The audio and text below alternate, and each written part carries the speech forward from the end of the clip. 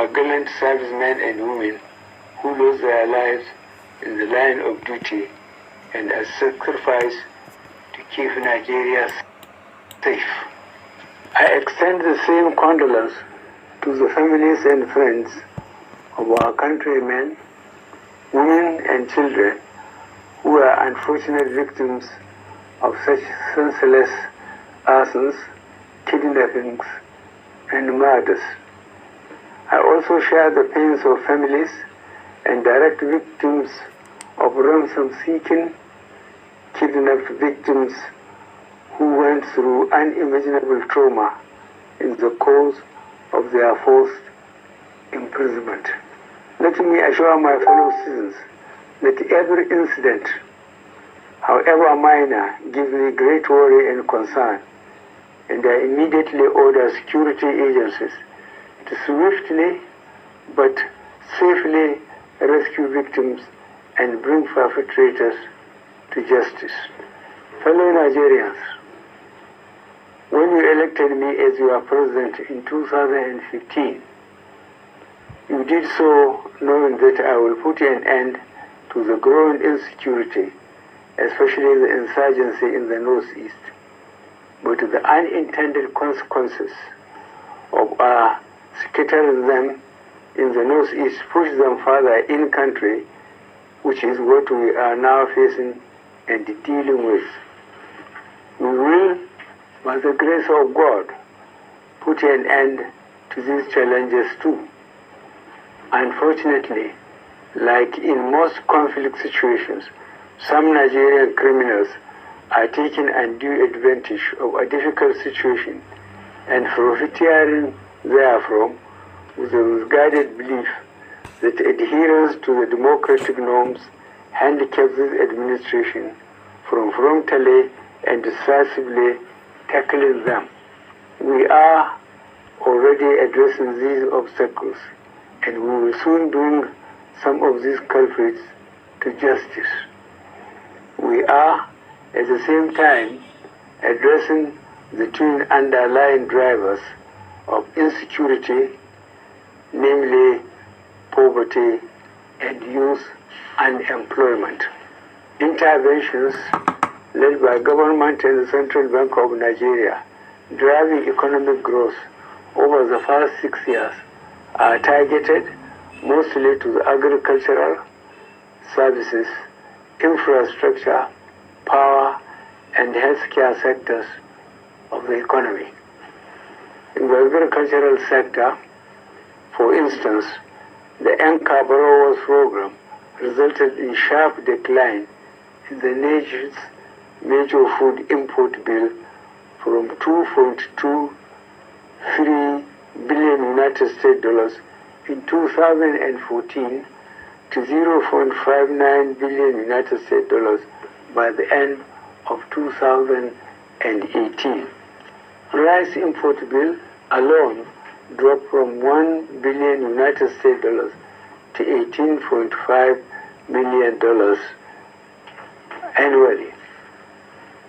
This initiative, supported by local production of rice, maize, cotton, and cassava, government financed 2.5 million smallholder farmers cultivating about 3.2 million hectares of farmland all over the country and created 10 million direct and indirect jobs.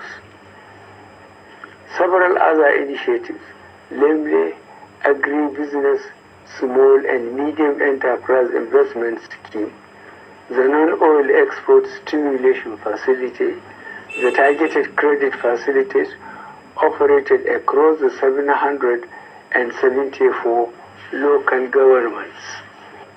In the manufacturing sector, the Central Bank of Nigeria, Bank of Industry, 200 billion naira facility financed the establishment and operation of 60 new industrial hubs across the country, creating an estimated 890,000 direct and indirect jobs. The CBN's 50 billion naira textile sector intervention facility increased capacity utilization of generators from 30% to nearly 90%. The Economic Sustainability Plan, our rebound plan for the COVID-19 pandemic, developed in 2020, is currently being executed. The plan is primarily focused on the non-oil sector, which has recorded phenomenal growth, contributing over 90% to the GDP growth in the first quarter of 2021.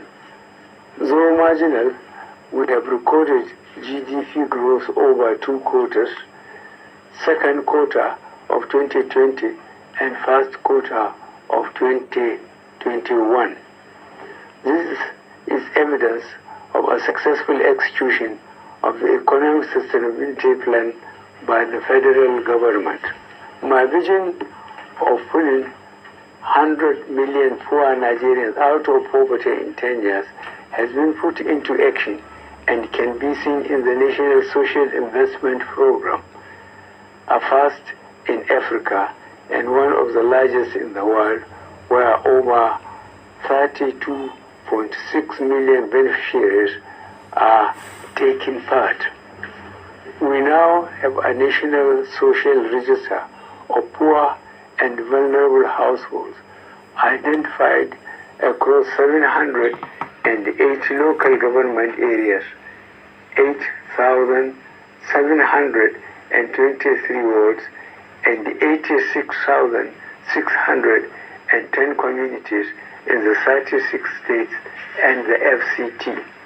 Our conditional cash transfer program has benefited over 1.6 million poor and vulnerable households, comprising more than 8 million individuals.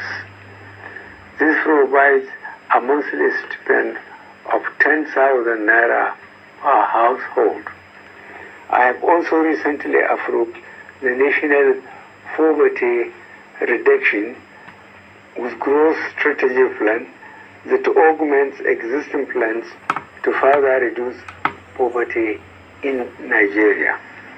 As at the end of 2020, the Development Bank of Nigeria had disbursed 324 billion naira in loans to more than 136,000 micro, small, and medium-scale enterprises through 40 participating financial institutions. I am to note that 57% of these beneficiaries are women, while 27% are the youth. We are able to do all this and still accelerate our infrastructure development through sensible, transparent borrowing, improved capital inflow, improving and increasing revenue through capturing more tax bases, and prudent management of investment proceeds in the sovereign wealth fund. Fellow Nigerians, our infrastructure revolution continues with key projects attaining critical milestones under the Presidential Infrastructure Development Fund. The second Niger Bridge, the Lagos-Ibadan Expressway, and the Abuja-Kaduna-Zaria-Kano Expressway. I have also approved the establishment of Infraco PLC, a world-class infrastructure development vehicle wholly focused on Nigeria with capital structure of 15 trillion naira. The rail system is not left out as the Itape-Warri standard gauge rail was completed and commissioned 33 years after construction began. The Lagos-Ibadan double-track railway line, which I have just commissioned, has commenced operations. We are focused on ensuring that our infrastructure drive is key to economic growth and one that can be felt by every Nigerian. Building critical infrastructure in our ports is also opening up opportunities for the Nigerian economy. My approval for 4 new seaports using public-private partnership approach is hinged on growing the Nigerian economy. These 4 seaports, Lekki Deep Seaport, Bonny Deep Seaport, Ibom Deep Seaport, and Warri Deep Seaport, will create massive job opportunities and foreign investment inflows. We have worked at deepening our eastern ports leading to success, like having 3 container ship berths at Calabar Port, a first in 11 years. Similarly, on 30th October 2019, an LPG tanker operated by NLNG burst in Port Harcourt, the first time an LPG ship is bursting at any of the eastern ports. As we invest in these new assets, we have also made strides in ensuring that they are secured and protected. In this regard, I am also pleased to note the launch of the Nemasa Deep Blue project, which is an integrated national security and waterways protection infrastructure that I recently commissioned. This initiative is designed to add to the layer of security we have to safeguard our maritime sector. Dear Nigerians, I will be the first to admit that in spite of our efforts and achievements, which are there for all to see, there is still much more to be done, and we are doing our best in the face of scarce resources and galloping population growth rate that consistently outstrips our capacity to provide jobs for our populace. Our overall economic target of lifting 100 million Nigerians out of poverty in 10 years is our goal, notwithstanding COVID-19. In the last 2 years, we lifted 10.5 million people out of poverty. Farmers, small-scale traders, artisans, market women, and the like. I am very convinced that this 100 million target can be met, and this informs the development of a national poverty reduction with growth strategy. The specific details of this accelerated strategy will be unveiled shortly. In the last 1 year, Nigeria and the whole world faced COVID-19, for which no one was fully prepared. Our response to the pandemic involved making hard choices in balancing livelihoods and public health concerns. You are all living witnesses to how successful this has been due to a number of proactive measures put in place. Our response to COVID-19 is globally acclaimed. We were able to ensure that various lockdown measures did not impact too negatively on the ability of ordinary Nigerians to continue sustaining their livelihood. During the pandemic, we disbursed 5,000 naira to 1 million Nigerians using a rapid response register and advanced 20,000 naira to 750,000 beneficiaries of the conditional cash transfer program and provided 1.37 million Nigerians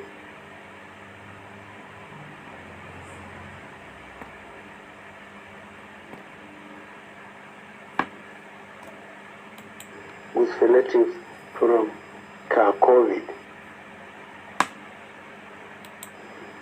At the same time, the federal government released 109,000 metric tons of food reserve stock and 70,000 metric tons of grains to the poor and vulnerable in all 36 states of the Federation. In addition, government reduced interest rates from 9% to 5% for struggling businesses and extended credit facilities to 548,345 beneficiaries. Fellow Nigerians, when this administration decided to change Democracy Day from 29th May to June 12th in my first tenure, it was not only to honor the sacrifices of the men and women of our country who fought for the return to democracy, but also to demonstrate our commitment to satisfy the aspiration of the people and creating an environment for democracy to be an accepted way of life. As your president, I remain committed to providing an enabling environment for a free, fair, and credible electoral system under my tenure. However, you need to play your part by getting involved at any level you can, supporting a democratic system that works for all and not for a section of a select few, and demand accountability from your elected leaders. My commitment to bequeathing a sustainable democratic culture remains resolute. My pursuit of a fair society remains unshaken, and my desire to see that Nigeria remains a country for each and every one of us has never been stronger.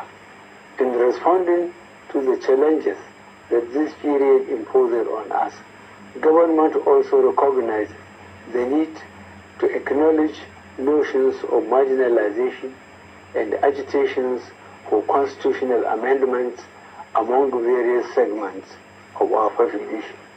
While this government is not averse to constitutional reform as part of our nation-building process, everyone must understand that the primary responsibility for constitutional amendments lies with the National Assembly. This body, which, as I said, is the arm of government responsible for constitutional changes, has concluded the preliminary stages of amending and improving our constitution in a way that the majority of Nigerians will be happy with. Government is, however, willing to play a critical role in the constitutional amendment process without usurping the powers of the National Assembly in this regard. As a nation, we have come very far from where we started, and we are getting incrementally closer to where we ought to be. Overcoming the present challenges is but one of the necessary processes that we have to undergo as a nation so that we can come out stronger. The day I joined the Nigerian Army, I was prepared to lay down my life for Nigeria. As your president, I remain ever committed to upholding and defending Nigeria's corporate existence. In adhering to the fundamental objectives and directive principles of state policy, notably Section 14, subsection 2b, I shall do all within my power to ensure that the security and welfare of the people remains the primary purpose of government. I have, throughout my tenure, provided the security agencies with all they require relative to available resources and will be provided more as the dynamics unfold to put an end to our security problems. My strong belief in the Nigerian spirit gives me comfort that we are facing these challenges with renewed commitment to keep our country one. I thank you for your patience and attention, and more importantly, your resolve to join hands in making Nigeria the country of our dream. Happy Democracy Day. God bless us all. God bless the Federal Republic of Nigeria.